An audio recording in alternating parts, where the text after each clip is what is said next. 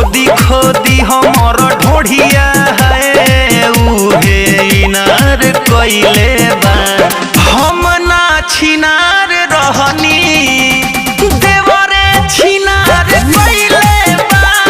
हम ना छिनार रही साला देवरे छिनार कइले बा। हम ना छिनार रहनी।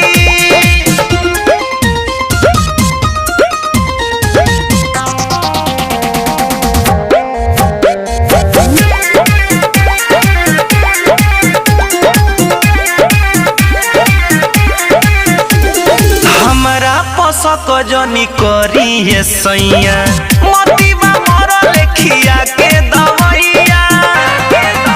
साला भाभी भाभी कही के पोलाई के हमके मीठी मीठी बात में फंसाई के